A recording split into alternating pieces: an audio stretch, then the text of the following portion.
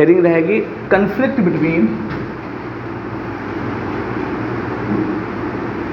Fundamental right and DPSP। Conflict between fundamental right and DPSP।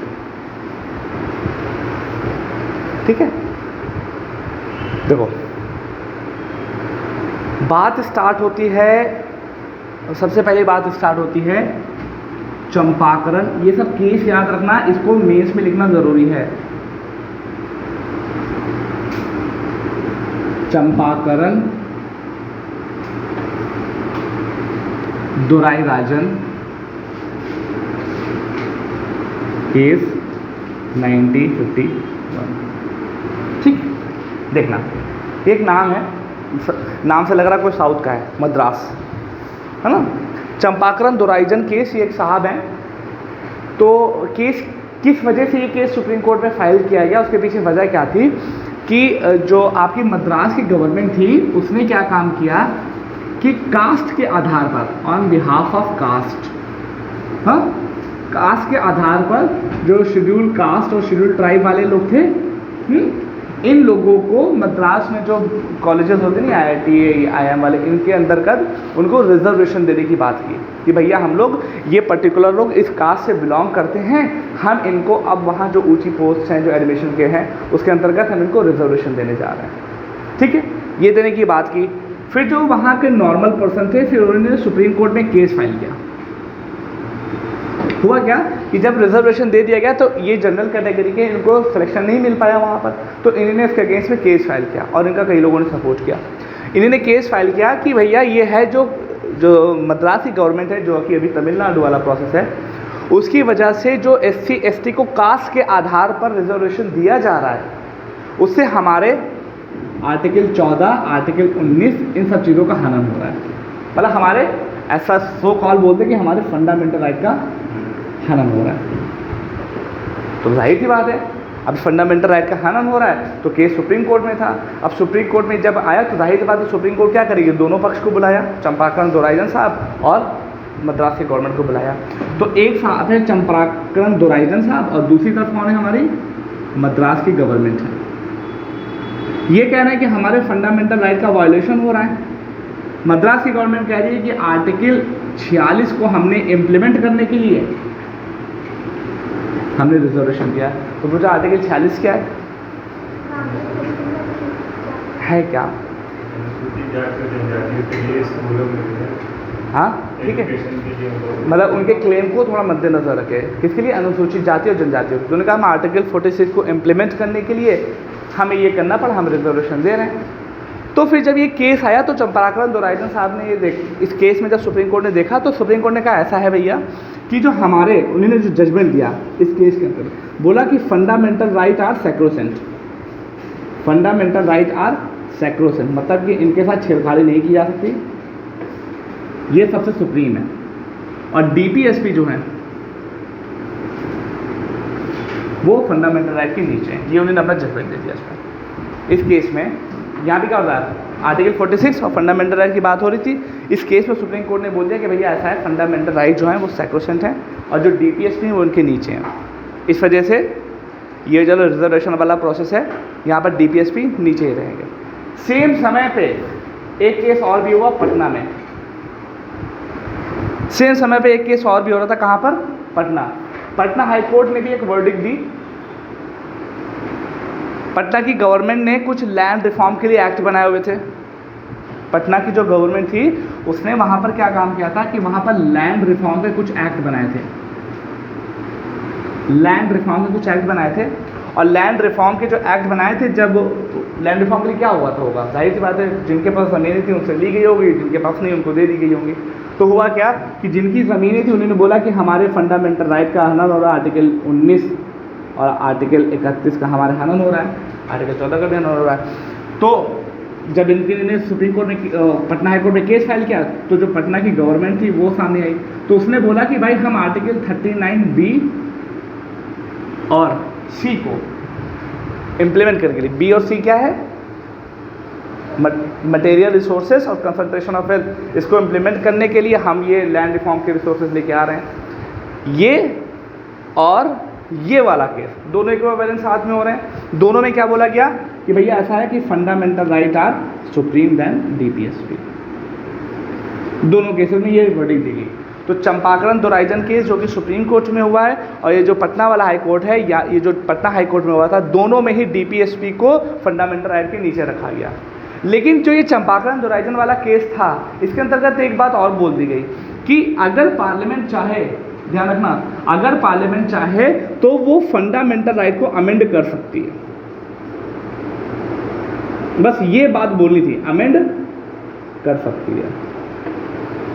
अभी के जो existing provision है उसके आधार पर DPSP is below the fundamental right. लेकिन अगर पार्लियामेंट चाहे तो वो क्या कर सकती है, फंडामेंटल राइट को अमेंड कर सकती है। और जैसे ही ये बात पार्लियामेंट को पता चली कि भैया ऐसा है कि सुप्रीम कोर्ट कह रही है कि फंडामेंटल राइट को अमेंड किया जा सकता है पार्लियामेंट के ज़रिए से, तो पार्लियामेंट ने इस चीज़ का यूज़ किया और फर्स्ट कॉन्स्टिट्यूशनल अमेंडमेंट एक्ट 1951 पास किया। 1951 पास किया। 1951 पास करने के बाद बहुत सारी चीज़ें ऐड की, जिसमें से दो बहुत इंपॉर्टेंट चीज़ें ऐड की गई थी, 31A 31B और शेड्यूल 9। ये केस किया गया। तो अभी क्या है, कन्फ्लिक्ट क्या था, कौन जीत रहा है कन्फ्लिक्ट में, फंडामेंटल राइट अभी जीत रहा है। लेकिन पार्लियामेंट के पास ये पावर आएगी कि वो फंडामेंटल राइट को अमेंड कर सकती है। इस वजह से उसने 31A 31B को ऐड किया। अब ध्यान रखना, अब मैं इस डिबेट में नहीं जाऊँगा 31A में क्या है 31B में क्या है।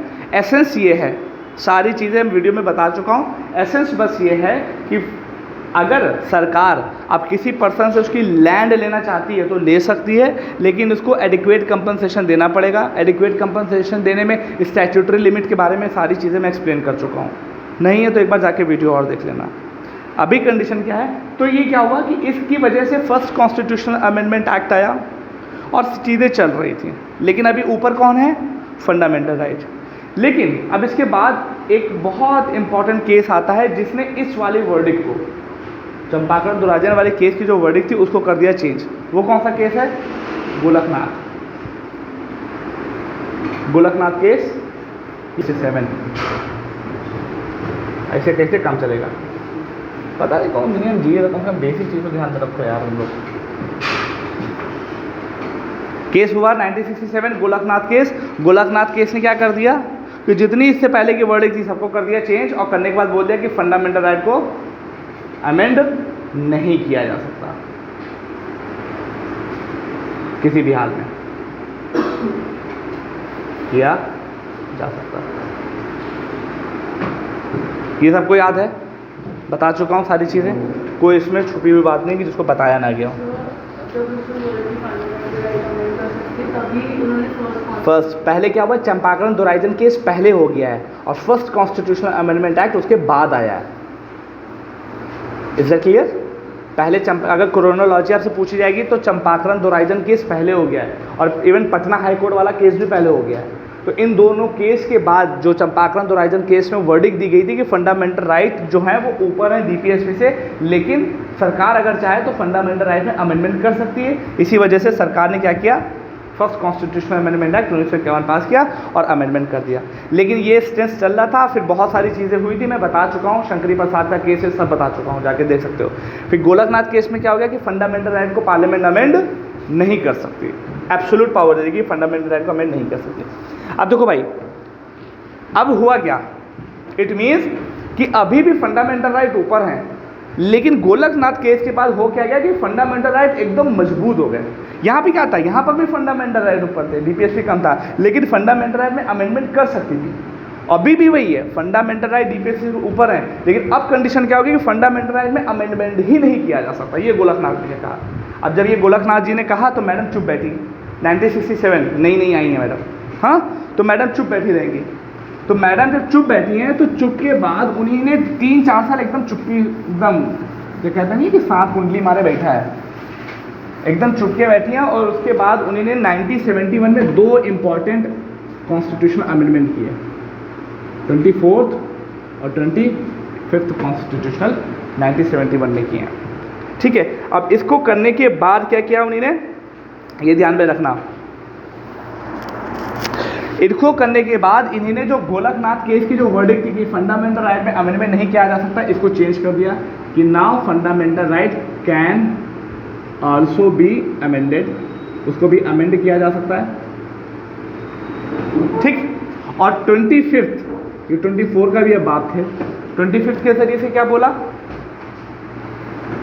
पढ़े हो ना इसको,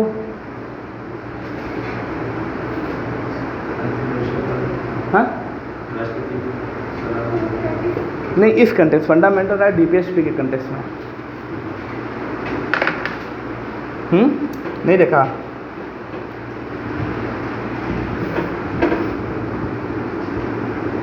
थर्टी 31C इंक्लूड किया। और 31C क्या कहता है, 31C क्या बोलता है कि दो आर्टिकल को इम्प्लीमेंट करने के लिए, ध्यान रखना, 39B और 39C वो इम्प्लीमेंट करने के लिए अगर आर्टिकल 14, 19 और 31 का हनन होता है तो होने दो, इस केस में फंडामेंटल राइट नीचे रहेंगे और डीपीएसपी उससे ऊपर रहेगी। और इसी 39C का दूसरा पार्ट है कि इस डीपीएसपी को लागू करने के लिए पार्लियामेंट जो भी लॉ बनाएगी उसके ऊपर जुडिशियल रिव्यू नहीं लिया जा सकता।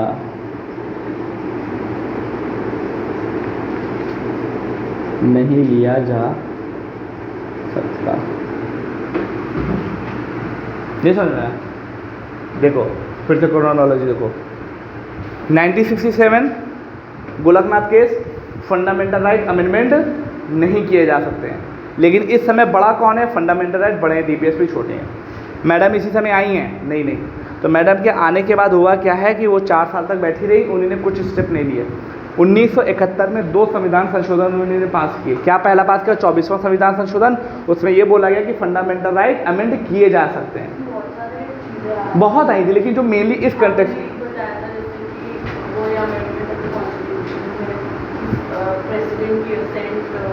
वो मैंने बताया ना बहुत सारी थी, खाली ये तो है ना कि इतनी सी लाइन लिख दी, पूरे पेजेस है, लेकिन इस कंटेक्स्ट में क्या ज़रूरी वो मैं बता रहा हूँ। उस कंटेक्स्ट में क्या ज़रूरी था वहाँ पे वो मैंने बता दिया।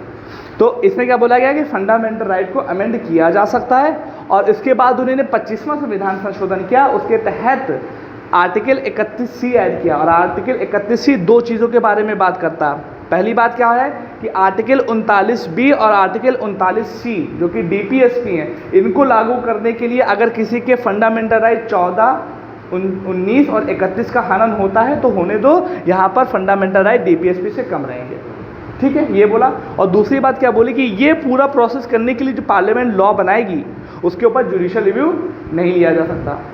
कौन सा साल चल रहा है, 1971। 1971 के बाद अब जाहिर सी बात है यहाँ पे क्या है, सुप्रीम कोर्ट से उसकी जुडिशियल रिव्यू की पावर ली जा रही है ना, हाँ। तो केस कहाँ पहुँचता है, केस केबीसी, केस पड़ता है KBC, Keshavananda Bharti case 1973।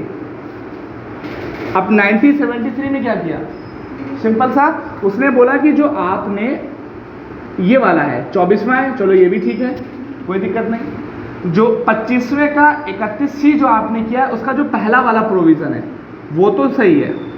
25th constitutional amendment act का जो पहला वाला प्रोविज़न है वो गुड है, लेकिन दूसरा वाला प्रोविज़न अनकॉन्स्टिट्यूशनल है। अनकॉन्स्टिट्यूशनल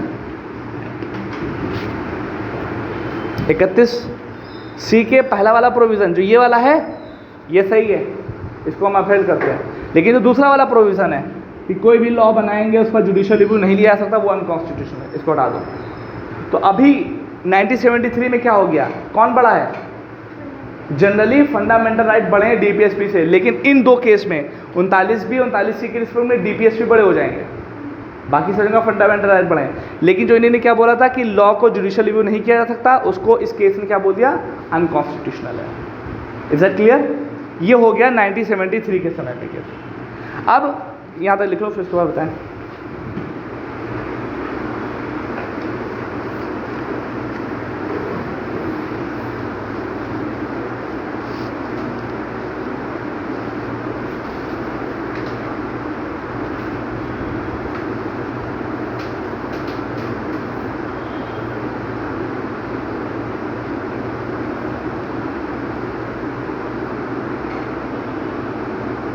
हो गया।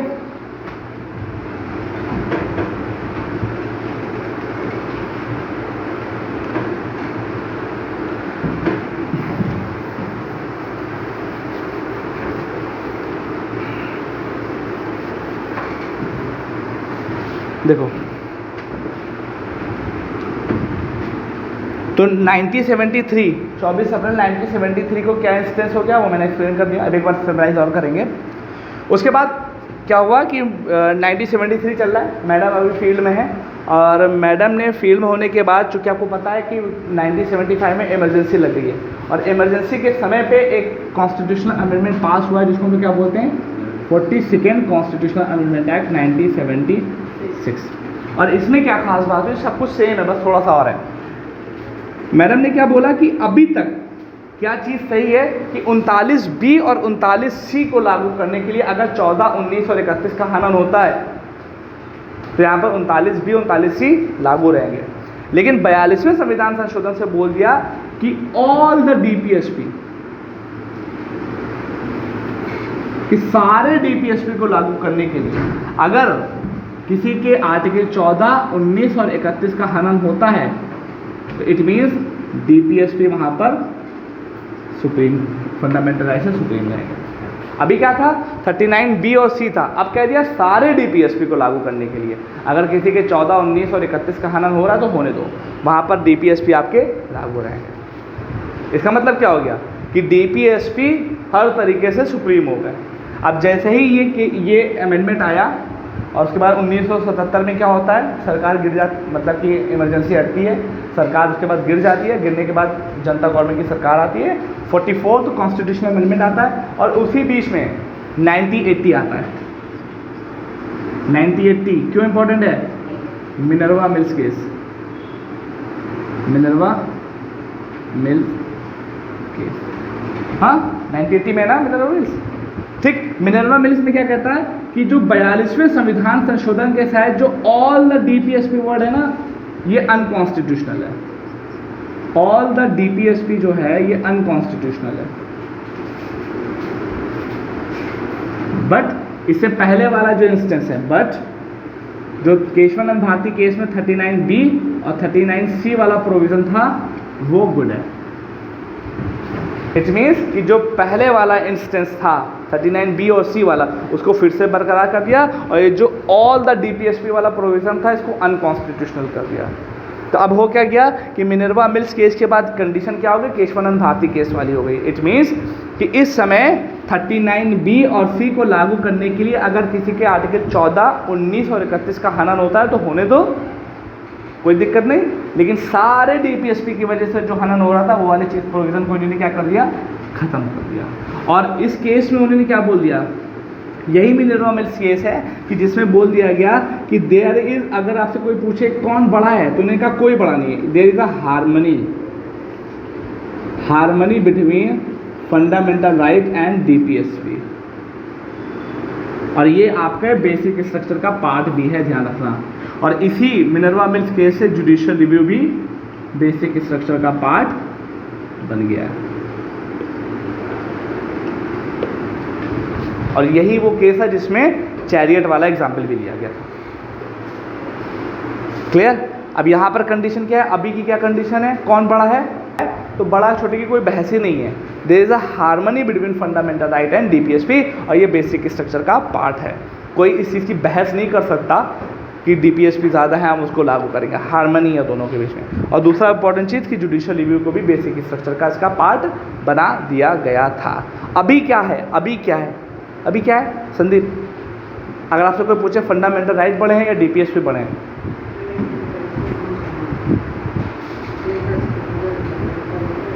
हाँ एक तरीके से देखा जाए तो फंडामेंटल राइट जनरली, और एक तरीके से देखा जाए तो मतलब दूसरे तरीके से, हाँ राजी, हार्मनी है बिटवीन। लेकिन अगर मान लीजिए कि अगर 39B और C को इम्प्लीमेंट करने के लिए आर्टिकल 27 का हनन हो रहा है तब कौन लागू होगा,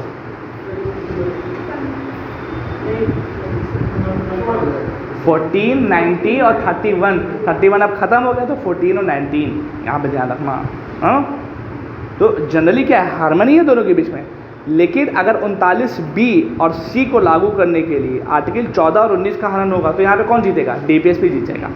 लेकिन इसके अलावा जो केसेस होंगे उसमें DPSP नहीं, इसमें फंडामेंटल राइट जीतेगा। लेकिन जीतेगा नहीं जीतेगा ये आप और हम डिसाइड नहीं करेंगे। कौन डिसाइड करेगा, सुप्रीम कोर्ट डिसाइड करेगी, क्योंकि हार्मनी है बिटवीन में, है ना। तो ये है इंस्टेंस, है।